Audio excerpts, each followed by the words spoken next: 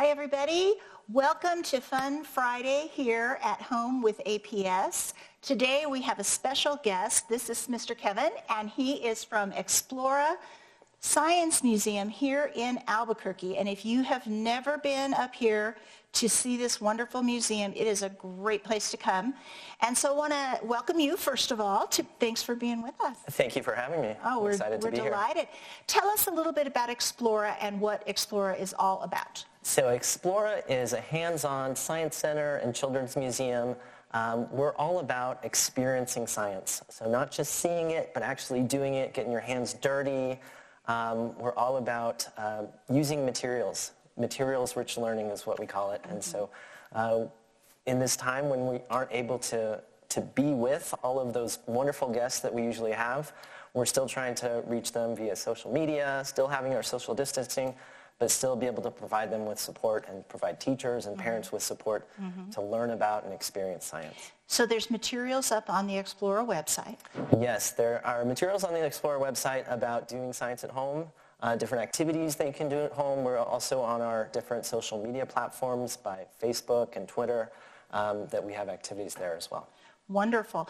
And today we're going to do a little of that getting our hands dirty kind of science, right? That's right. We're going to do some science. We're going to do a little bit of science, a little bit of magic, and a lot of fun. So we're going to do the science of magic today. Okay, great. And boys and girls, these are things that you can do at home, but you need to have a grown-up's permission because you're going to be using some different things from your home, laundry room, maybe your kitchen, that kind of stuff? Yes.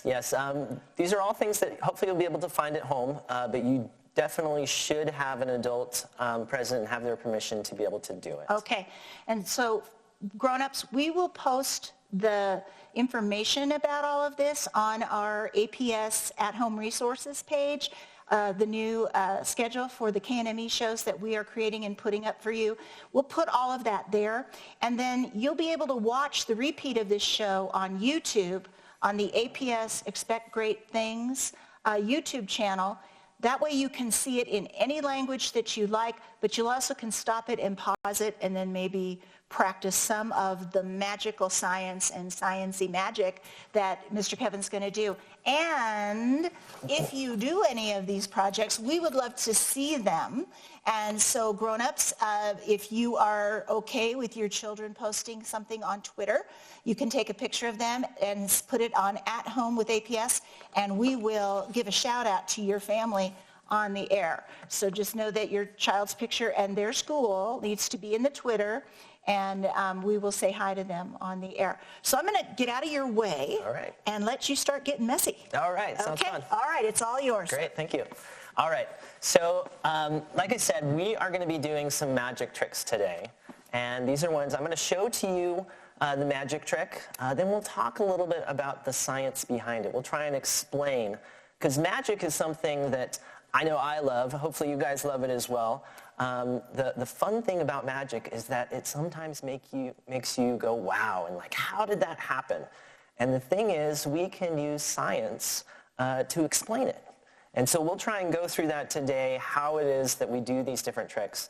And I'll explain to you how to do it so you can do these magic tricks with your parents, with your siblings, with people that are in your house. You can try and wow them with these tricks, okay? So the first one we're going to do is a magic trick that involves cards, right? Because cards are something that are often used in magic. So I've got some cards here, and we can use cards to do this magic trick. But I think that these cards might be a little bit small so that you guys can see it. I brought some other cards. So this is my small set of cards. This is my At Home with APS version of cards, so we can see them on air really easily, okay? For this trick, we don't need a whole deck. You only need 9 cards for this trick. So if you guys can count with me, we're going to count out 9 cards. Actually, let me give this a quick shuffle first. It's really hard to shuffle these big cards. So we have to kind of like let it flop down and then push it together. These big cards are hard to shuffle, but we're able to do it. Okay, so we've got a nice little shuffle there. We only need 9 cards. So help me count out 9 cards, okay? You ready? All right, 1, 2, 3, 4, 5, 6, 7, 8, and 9. All right, we'll put the other cards over here. And so we just need 9 cards for this trick. I'm going to put them in 3 piles of 3. Okay, so here's 3 cards in this pile. I've got 3 cards in this pile and 3 cards in this pile. And the way you do this trick is you ask somebody, so I'm going to ask you guys, which one of these piles should we choose the card from? Pile 1, pile 2, or pile 3? Which one do you want to choose? 2, okay, so I heard 2. So we're going to choose pile 2. And now we've got 3 cards in this pile. We've got card 1, card 2, and card 3. Which one should we choose? 1, 2, or 3? 3, okay. So we chose card 3. So this is the card that you chose. And it doesn't matter if I see it because this isn't where I'm going to choose the card, pull the card out of the deck. So we have here the Jack of Diamonds, okay? And the thing about this trick is that your name is a very powerful thing. So names are very powerful things. If I call out your name, you're probably going to turn and look at me and answer, right? So names can be very, very powerful. The name of this card is very powerful as well. So we're going to use the name to get this card to kind of turn itself over, and we'll find this card.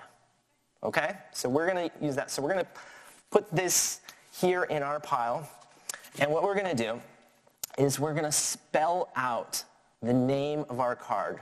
Remember, it was the Jack of Diamonds. So let me write that down, actually. Jack of Diamonds. So we've got J-A-C-K-O-F,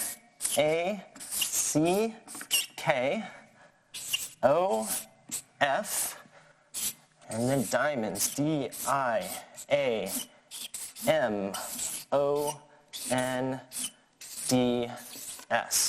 Jack of Diamonds. So that's what we're going to spell out, okay? So you guys can spell it out with me. All right, so here we go. We're going to spell it out. First we'll do Jack, okay? J-A-C-K. We'll put this here. Now we'll do the of, okay? You ready? Spell it out with me. O-F, all right? And the last word, diamonds, right?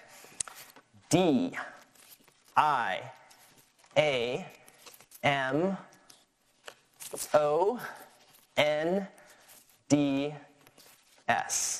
okay? And then we need the magic word, which is magic, all right? Spell it out with me. M-A-G-I, and here is our card, C. The Jack of Diamonds. There we go. Pretty good trick, right? Pretty good trick. And so you're probably asking yourself, how did I do that? Well, we're gonna figure that out. So we're gonna use science. We're gonna investigate. We're gonna try and figure out how this card trick was done. Okay? So let's do it again, but this time, let me pull out that card, the Jack of Diamonds again. We'll use the same card, but to be honest, it works with any card. It works the same way. Let's see, where is my Jack of Diamonds? It is right here. Okay? So we're going to choose this. So remember, we had 3 piles. We're going to do this. We're going to turn this over so it's face up so we can see it when we're doing the trick. Okay? And this is going to help us figure out how this trick is done. So we have 3 piles, and 3 piles of 3, and it doesn't matter at all where this card is. It could have been in this deck, it could have been in this deck, but we're going to put it here, okay? So we chose the Jack of Diamonds. This was the card that was chosen, and we're going to put it face up. What you're going to do is, on the stack of 3 cards, you're going to put it on the bottom of this one. So notice it's the 3rd card down, and then when you get all of the cards together, you're going to put these underneath. So this card, whatever card it is that you're doing, is going to be the 3rd card down on your stack. Okay? So now, when I spell it out, we're going to spell it out again with the same card just so we can see how it's done, where the card ends up whenever we are doing our trick. So we'll spell it out again, all right? J, A, here it is, C, K, and then I put the other cards on top here. So now it was the third card from the top. Now it is the third card from the bottom of our deck, okay? So with any card, it's going to do that. And we'll investigate a little bit why that is. But it's the third card down, third card from the bottom. Now we're going to do of, right? O-F. And so we're going to do O, F, and then we'll put this stack on top of here. And so now our jack is the fifth card from the bottom. It's also the fifth card from the top. It's right in the middle of the deck, okay? And then the last thing, we're gonna spell diamonds, right? So we'll spell diamonds. D-I-A-M, there it is, O-N-D-S. Any cards that are left over go on top. And so now we kind of reverse the deck, but still our jack is the fifth card from the top or the fifth card from the bottom, okay?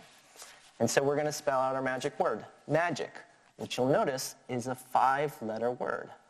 And our card is the fifth card in the deck. So when we spell out magic, we do M-A-G-I,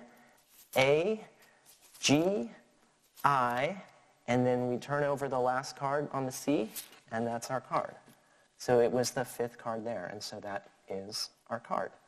Now that worked with the Jack of Diamonds, but like I said, let's see if it'll work with any card. And to do that, we're going to have to think about what are all the different cards that are in the deck, right? And let's think about how many of each letter, how many letters are in each of those words, okay? So this is our investigation. This is how we're going to think about and investigate and try and figure out how this trick is done, okay? So for a deck of cards, we have the different numbers of the cards. So we have ace, we have 2, we have 3, there's 4, 5, 6, 7, 8, 9, 10, Jack, Queen, and the last one, who knows what the last one is? King, that's right. Yep, so King is the last one. Now the thing about this, remember when we put the card there, and we could choose any card, let's just choose a random one here instead of the Jack of Diamonds. Here's the 10 of Spades. So we'll choose the 10 of Spades. And let's look at, whenever we put it in the deck, remember we're going to put it as the third card down, so that when we spell it out, it goes down to be the third card on the other side. But to do that, how long does the word have to be able to make it through there? If we have 2 letters in the word, then we'd spell it with the 2 letters and put these cards on top, and our card would be on top of this deck. But if it's 3 letters at least, then we spell it and put the rest of the cards on top, and it puts it on the third card from the bottom. So let's look at all these words. How many letters are there in each of them? Is there at least 3 letters in each word? There is. So that's really important. That's why when we put it in the deck, when we first put it in the deck, we make sure it's the third card down. That way we know no matter what card it is, whatever number it has on it, it'll put it down at that third card from the bottom. And then the next thing is we're going to use of, right? So of is going to be the same for each one. So when we do that, if it was the 10 of Spades, we would then do OF, Put it on here, and that makes it the 5th card from the bottom. And then the last thing we're going to do is look at the suit of it. And so the suits that we have for cards, there are 4 different suits, right? So there's diamonds, like we just had. Diamonds. There's clubs. There's spades. And there is hearts. Okay? And so, remember where our card is. It's going to be the 5th card down. And so now, how many letters do we need it to be for it to be able to reverse that and stay in the 5th place? We need it to be at least 5 letters, right? So let's look at how many letters there are in each of these. There is at least 5 letters in each one. And so that's how this trick is able to be done, no matter what card it is. So if you want to do this with your family or whoever you have at home with you, this is how you can do it. And you can explain to them and know that it's going to work every time, no matter what card is chosen. All right? So that's our first magic trick. So hopefully you'll be able to do this with your family at home, and you can wow them with them. You don't have to tell them how it's done. You can just have them be amazed by it, okay? So that's the fun part about magic, is that sometimes you can just wow people. You don't have to explain how it's done. They'll definitely ask you, but you can just keep it a secret. Let's do another trick, okay? So our next trick that we're going to do is one in which I am going to change I have my magic container here, and I have a rock, okay? And in this one, I'm going to change this rock into a ping pong ball. What, you don't think I can do it? I can, because I have my magic container here. This changes things into ping pong balls. I promise you it does. What you say, it is just a container full of popcorn kernels? That may be what it looks like, but it is actually something that has very magical properties. They're very, very special popcorn kernels. And so what I'm going to do is I'm going to put this in here, and like I said, I'm going to change it into a ping pong ball, okay? So here we go. We'll put it in there. Nothing yet. We have to do something to it, okay? We're going to swirl it around. We've got to give it some magical energy, okay? So, like I said, here's my container with my magical popcorn kernels. Here's my rock, and let's change it into a ping pong ball. Here we go. You ready? So we're going to swirl it around, and we're going to make it into a ping pong ball. There we go. You doubted me, didn't you? Wow. There it is. There's my ping pong ball. All right, now we can play, right? We can have a game of ping pong. Oh, I just need to make the paddles and the table. Okay, so maybe we'll just bounce this around, okay? But maybe you're wondering, how did I do that, right? And let's investigate with science, okay? So there is indeed a ping pong ball here. But if you think that I didn't change the rock into the ping pong ball, you'd be right, actually. So I didn't change it. So the rock is in here still. I just traded places with the ping pong ball. So if I fish down in here, we can see that the rock is indeed there. But what happened? Why is it that the rock went away and the ping pong ball appeared? And so let's again do an investigation. So as scientists, we want to make observations and notice what happens. That's what observations are. When you look at things and notice what happens. And so let's notice what happens with it, okay? So when I first started, this is how you set up the trick. You get your a pretty large container. It doesn't have to be quite this big, but something that has a fair amount of size to it. You need a ping pong ball and a rock. And you're going to set it up by putting the ping pong ball into the container of popcorn kernels and just push it down a little bit so it's covered up, right? So here it is. You can't see the ping pong ball. And let's put this in here. And so again, let's make observations, okay? So if I put this on here just like that, what's happening? Nothing, right? So nothing's happening if I just put it in there. What did I do? I swirled it around, right? I had to move it around to make something happen. So now let's pay attention. Let's make observations. What happens when I swirl it around? What do you notice happen to the rock and to the ping pong ball? We know the ping pong ball is hidden under the popcorn kernels right now. But let's see what happens, okay? So we'll swirl it around. And so the rock went down and the ping pong ball came up. Okay? So if I keep doing it, does anything else happen? No. So if I keep swirling and the ping pong ball doesn't go back down and the rock doesn't come back up. So there's something that's happening when I swirl it with those two things. And what do you think is different about a rock and a ping pong ball? What do you think might be different about them?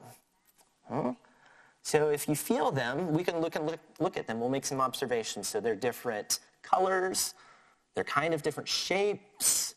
If you feel them, that one feels kind of heavier than the other, right? Maybe that has something to do with it, right? Because in here, one of them came up and one of them went down. So which one went down? The rock, right? The kind of heavier one, right? And which one came up? The ping pong ball, the one that was lighter. And so what's happening here is something that's called, we're looking at buoyancy. And when we think about buoyancy, you might have heard that word before, but maybe not in relation to popcorn kernels and ping pong balls, maybe in relation to when there's water around, right? So we think about things that float as being very buoyant, and things that sink in the water, not very buoyant at all, right?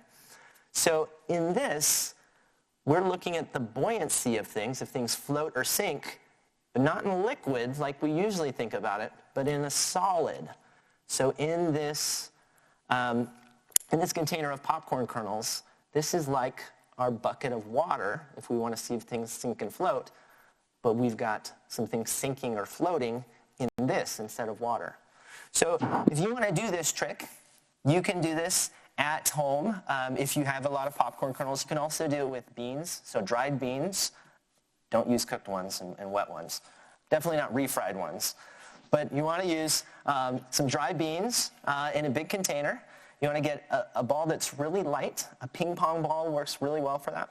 And something that's heavy. It could be a rock. Maybe you have something else that you have that's kind of heavy that's about the same size. And then you're going to set it up by putting the light ball in there first. Put the other one on top. Play it up, telling people that you've got a magic container that can change things into a ping pong ball, and then swirl it around and have your magic, okay? So also, another way to extend this, to investigate, is try and find different things and see if they float or sink in this, in your container. You can also do this if you don't have popcorn kernels or dried beans. You can do things in water. Try and investigate at home. What things float? What things sink? It's not as good of a trick in water because people can see through it. They can see that you've hidden something in there. So this is how I would do it if you wanted to do it as a magic trick. But as a science experiment, you can definitely look at different materials and see if they sink or float in water. Okay? All right, so I want to see you guys try that, and if you do, please share it. Like was said at the beginning, with At Home with APS, and we'd love to see all of your different versions of this trick. Maybe you found something other than a ping pong ball that works really well with it, or maybe you found something other than popcorn kernels that work really well. So that's one of the things about science, is that we can experiment with different materials and see if they work and see if they don't. And that's a great way to come up with different magic tricks, right? Experimentation. All right, we're going to move on to another trick. And this one, we are going to need a piece of paper, or it can be a note card. We're going to need some scissors. We're going to need a pencil. We're going to need a dime and a nickel, okay? So these are the things we have, okay? I've got a note card, pencil, scissors, a dime, and a nickel. And this trick is one that I call nickel through an impossible hole, okay? So we are going to draw the outline of a dime on our card. We're going to cut that shape out, and we're going to see if we can get the nickel to fit through that hole. Now, if you are familiar with nickels and dimes, you know that they are different sizes, right? So we've got the small dime and the large nickel. So if I have a hole that's the size of a dime, do you think I can fit a big nickel through that hole? You don't think so? Well, we're going to give it a try and see if we can get it to work, okay? So here's what we do. We take the dime, put it on the paper, trace it out with the pencil, and make it a nice, good outline of the dime. So we have that shape. And you're going to cut it out, okay? You want to cut it out very carefully, as close as you can to the line. We want to make sure it's the size of the dime. If we make it bigger, then it will obviously work to be able to get the nickel to go through it, right? If we make it bigger than the nickel, it will obviously go through. But we want this to be a little bit of a trick, right? We want people to think it's impossible, but we're going to actually be able to do it. Okay? So go ahead and cut out your hole. And mine is a little bit ragged here. We'll clean it up a little bit so we get a good hole. And take your time with this. You don't have to rush it. We want to make it be a really good hole. So practice your scissor skills here. And we will get our hole that is the size of the dime so that we can easily put the dime through it, right? All right, so here we go. So here's mine. That's the size of the dime. And we can see that if I put the dime in here, I can get it to go through pretty easily. Okay, so it came through. So I put it in back, and it can come out the front. Okay, so that's not very impressive because the hole is the size of the dime, and so it fits through. Right? But let's look at our nickel.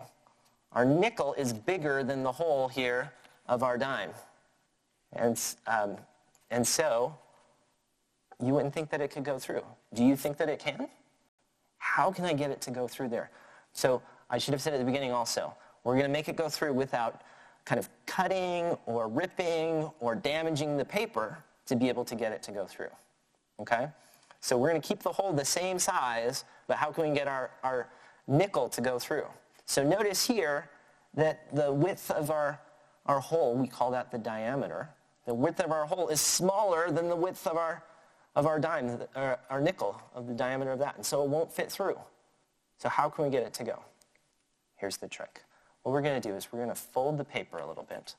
So now we kind of have, instead of a hole there, we're going to have kind of a half circle, right? Instead of a circle, we're going to have a half circle here, kind of a little bite out of it.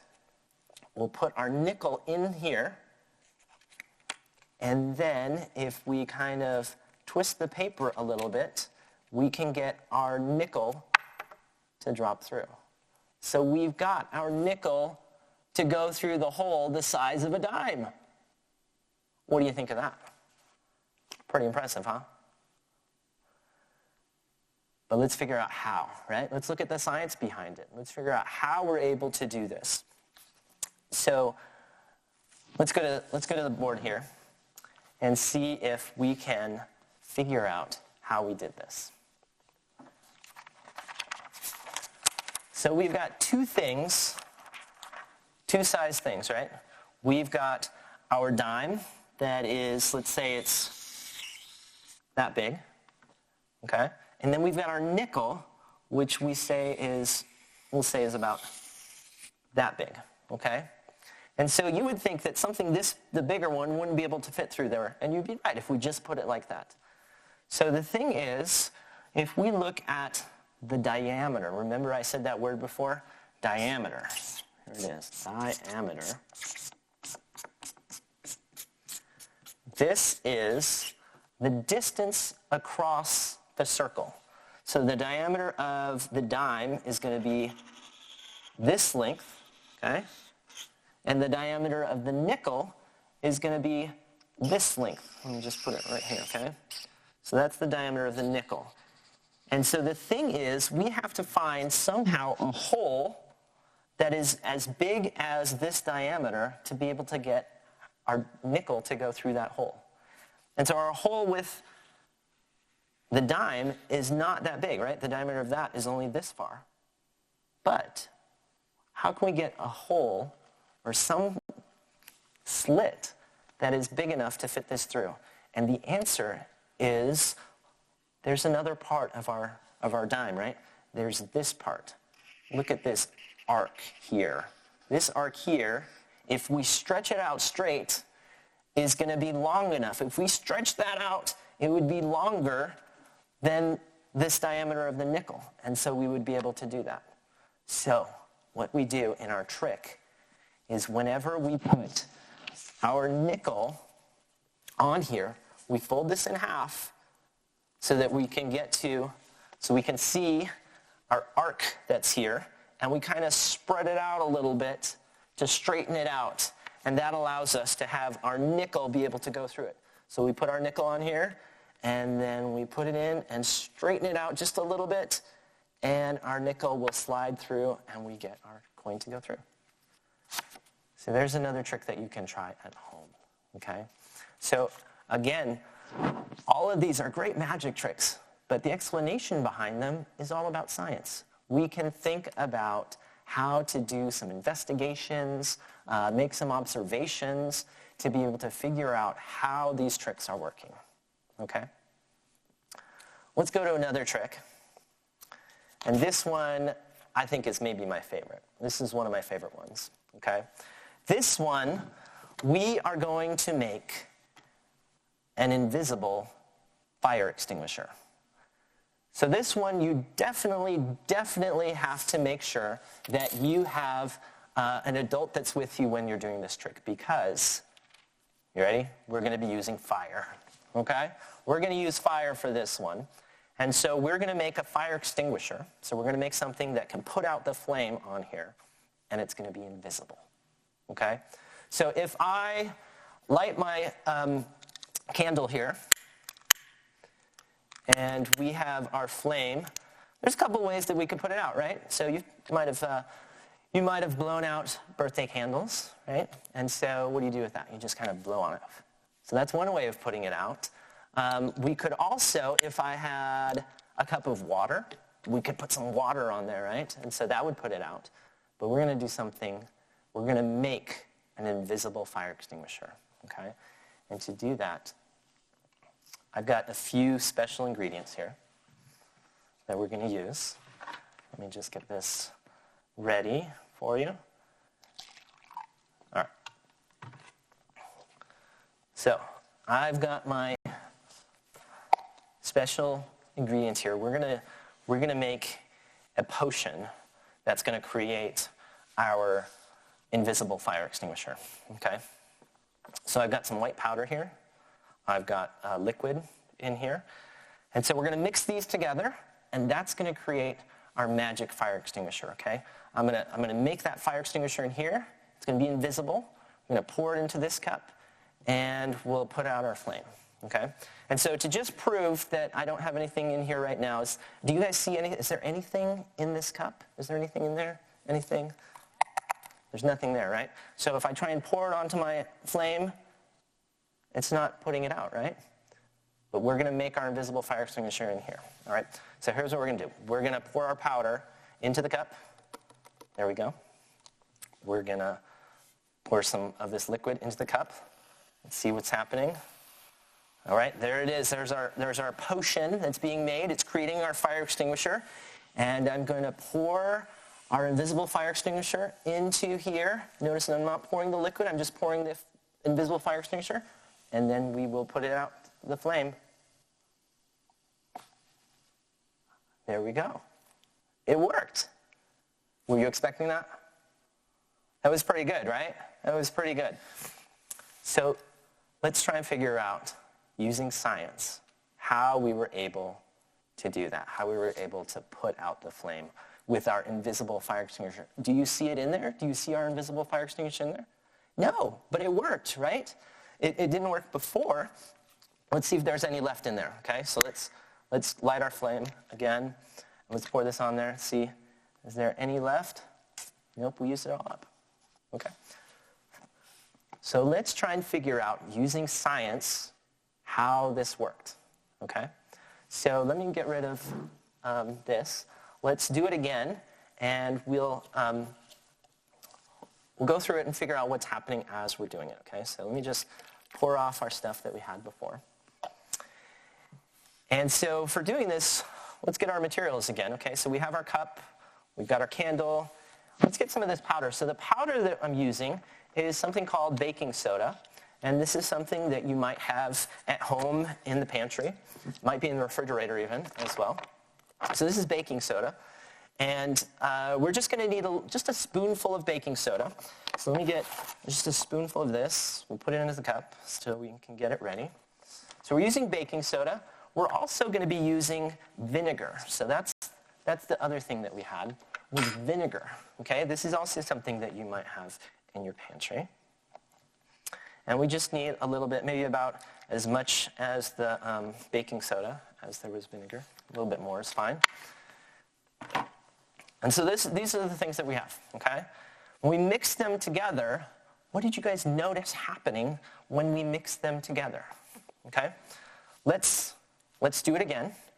And I want you to make some observations. Do you remember that word, observations? That's where you're looking and noticing what's happening. Okay?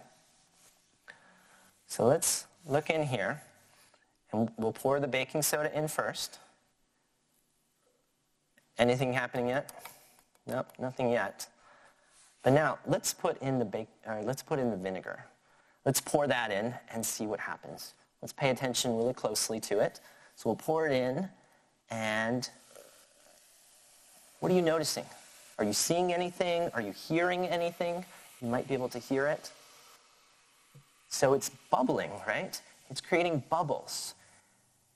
Do you see the invisible fire extinguisher? Probably not, because it's invisible, right? But we're going to pour this in here. Remember, I'm not pouring the liquid. I'm just pouring whatever's above it into here.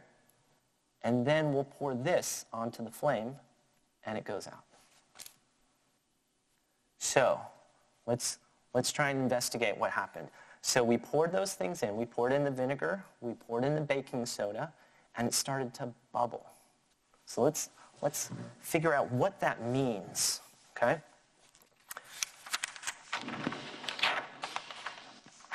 So something you might have learned in school, you might have heard or might just know in general, is that there are 3 states of matter, okay? And those 3 states of matter, we call them solids, liquids,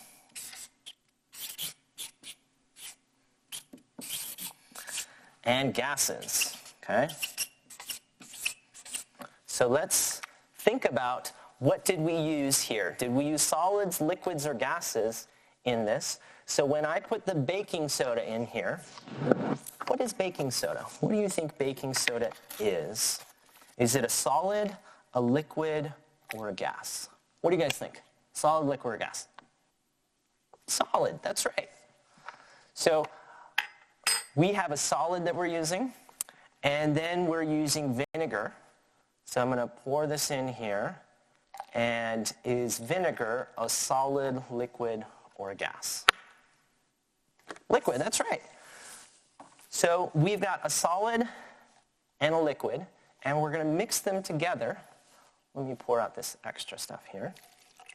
We're going to mix them together, and what happened when we mixed them together? It started to bubble, right? Yeah, so what are bubbles? What's inside of a bubble? What do you think is inside of a bubble? Do you think it's a solid, liquid, or gas that's inside of a bubble? It's not the surface of it, but the stuff that's in it. It's making it get bigger and bigger. What do you think? Is it a solid, a liquid, or a gas? Which one? It's a gas. Yeah, it's a gas. So what we did here is we added a solid and we added a liquid together. And in the cup, when they mixed together, we created something else, right? We created a gas. And that gas is really important because that gas was invisible. So gases are things, they're all around us, right? We breathe it in, we breathe in gases, we breathe gases out all the time. They're all around us, but we usually can't see a gas. It's something that's invisible. And there are different kinds of gas as well. So there's gases you might have heard, like oxygen. That's something that we need to breathe in that helps us stay alive. So we use oxygen. It's very important to us. There's lots of oxygen in the atmosphere, in the air around us. There's also a gas called carbon dioxide.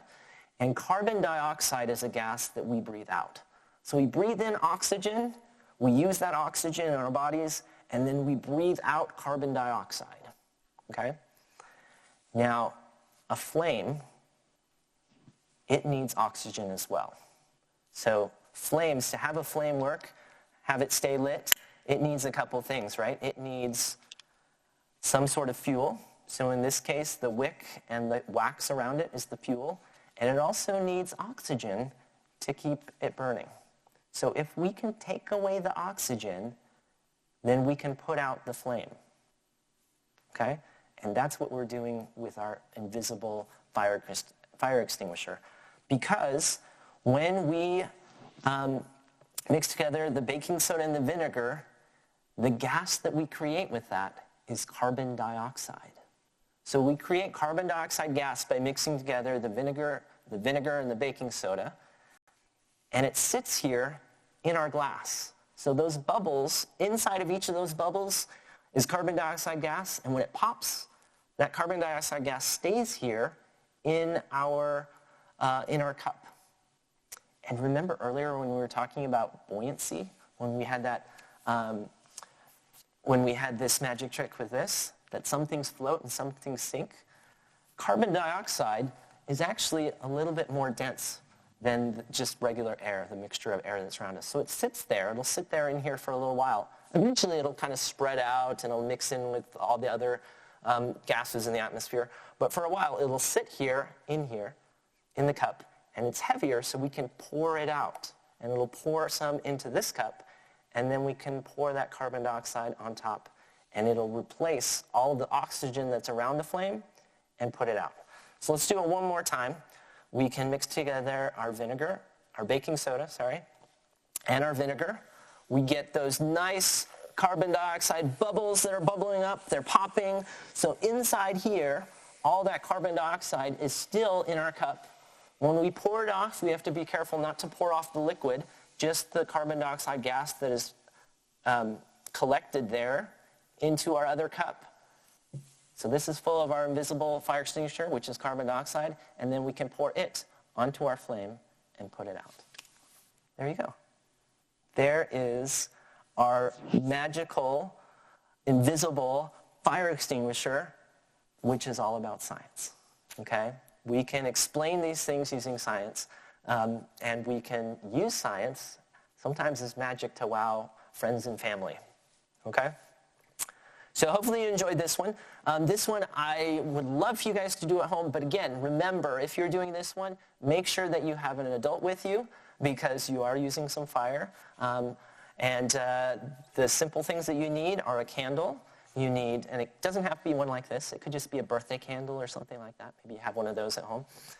You'll need some vinegar and some baking soda and a cup. You could pour it directly on here with the carbon dioxide being poured directly on there, but I think it's a little more dramatic and more exciting if you pour it in here first and then do it that way. Okay? So there is this one, which is one of my favorites, the invisible fire extinguisher. We're going to do one more magic trick for you. And this one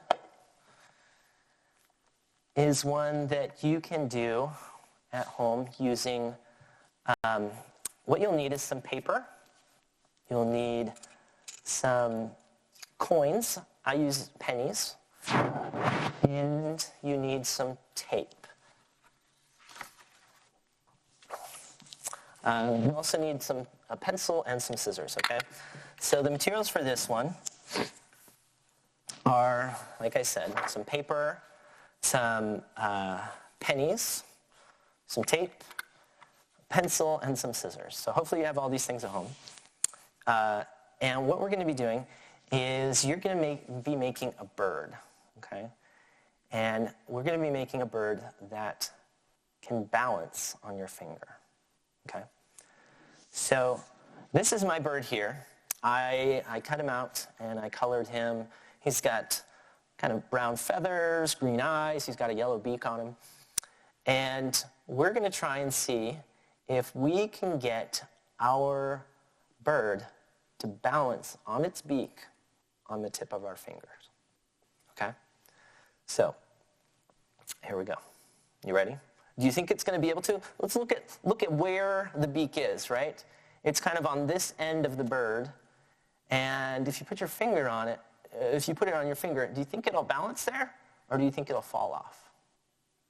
What do you think? You think it'll fall off? Well, I am calling it the balancing bird. So we'll see if we can get it to balance there. So I'm going to put it on the end of my finger. And we'll put it here and see that, ta-da, it's balancing. And notice how far out it's sticking. Do things usually stick out that far in balance? I don't think so. So usually if you put something really far out on something, it just tips over and falls, right?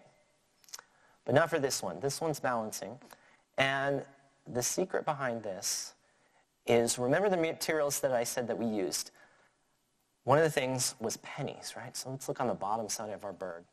So let's look at the science behind this. Let's do some investigation on how this is working.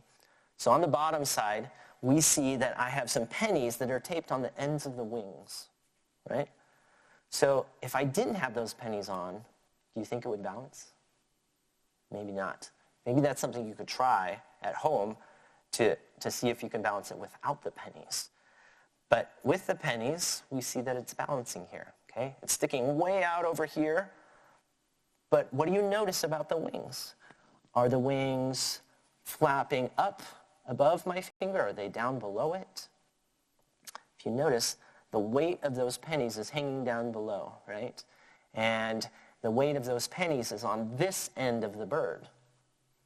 So there's a lot more bird over here, but there's more weight on this side, right? And so when we have things that balance, if we want something to balance, we want to make sure that there's going to be the same amount of weight, the same amount of mass, same amount of kind of stuff that's on each side of where it's bouncing. So if I take this pencil, for example, and I try and balance it, I'm going to put my finger somewhere kind of in the middle to get it to balance on there, maybe a little bit to this side, okay? So we'll notice on this side there's maybe a little more weight because it has this metal part. But if I put it over here, is it going to bounce? No, it doesn't. So we want to make sure that we have our, whatever we're balancing is going to have kind of the same amount of stuff on each side. And so with our bird, we're using the penny to be able to do that. So let's figure out how to make these at home, okay? So that you can make them. So we're going to use this shape.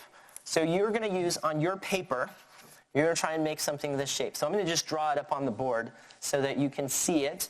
On your paper, you can draw this and then cut it out. You can color it however you want, right? So I colored mine with these colors, but you can do them however you want. So the shape that you're going to do is something like this. So you're going to start with kind of a triangle, but you're going to not do the top part of the triangle. So you're going to have a line across the bottom. Go up like you're making a triangle on each side, but stop a little ways there. So you're going to have a triangle without the top part of it. On one side, you're going to make a nice big, like you're making a circle, kind of an arc here, like you're making a circle, okay? Go all the way up here and then stop.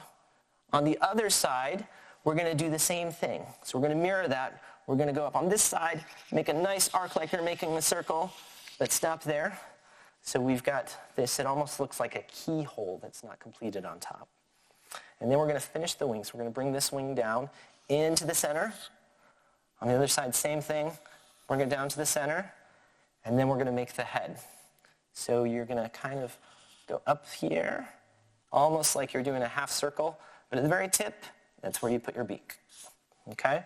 So that's the shape that you're going to be making for your bird that you can cut out and color.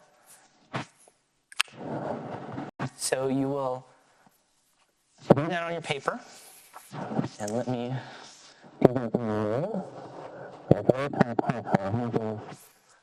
something else. I'll use another marker. That's okay. So I'm going to make one on mine, and we'll cut it out. So I'm going to do, just like I did up on the board, a shape of the bird.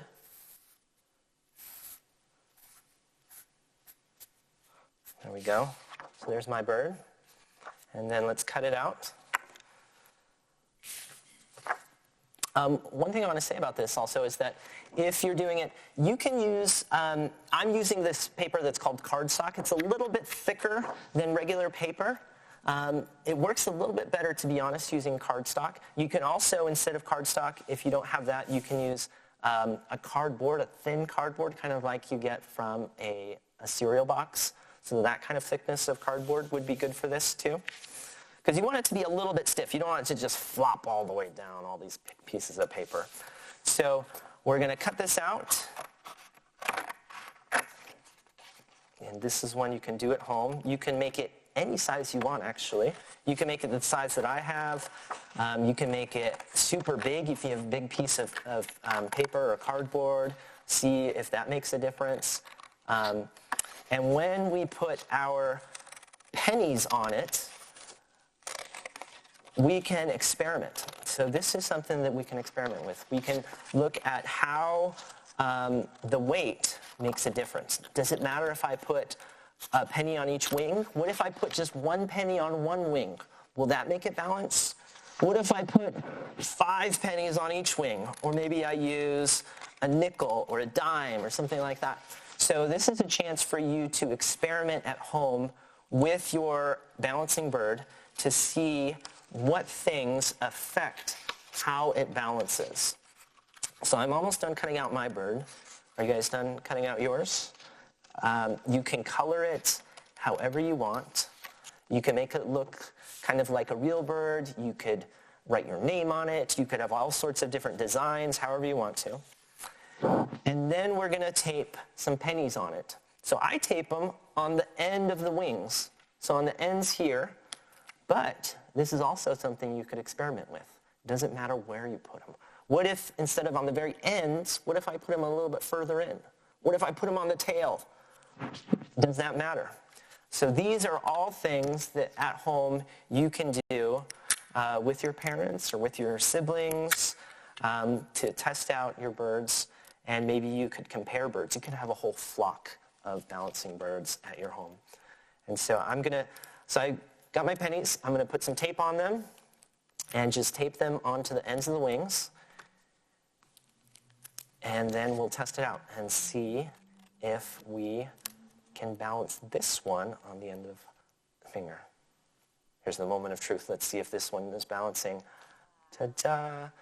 Let's see. I don't know if I'm good enough to do it on one on each hand. And there we go. So there's our last magic trick for you.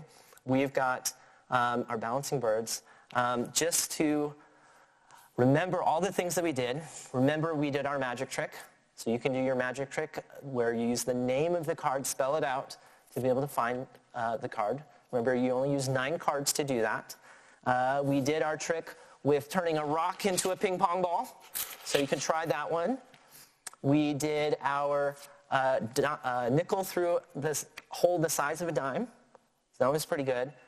We had my favorite, which is our invisible fire extinguisher. Again, remember, make sure this one that you do it with an adult. And our last one, we have our balancing birds. So hopefully you can do these at home. You can share them with friends and family. And thank you so much for having me here with you this morning. And thank you for joining us today for At Home with APS.